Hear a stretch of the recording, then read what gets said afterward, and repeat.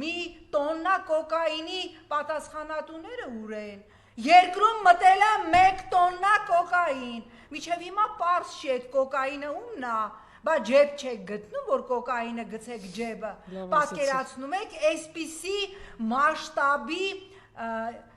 նարկոթրաֆիգինգ, փոքր երկիր մտնի 1 տոննա կոկային եւ առ այս պահը որևէ մեկը դրա համար պատասխանատվություն չկրի։ Տելեգրամ կանալները դարձել են նարկոտիկի վաճառքով զբաղվող սոցիալական հարթակներ։ Տանում անգամ նարկոտիկները դնում են դեսպանատների, Հայաստանում հավատարմագրված դեսպանատների պոլի շորի տակ, արդեն հասել ենք այստեղ, բա դրանով զբաղվեք, երկիրը մխրճված է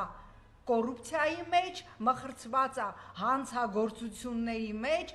սպանությունների հատուկ դաժան հանցագործությունների թիվը աճել է եւ այս ֆոնին Նիկոլ Փաշինյանը իր չաքուչին կապել է հերթական բանտիկը եւ սպառնում է 26 թվականին նորից վերընտրվել եւ ավարտին հասցնել Հայաստանի 3-րդ հանրապետությունը։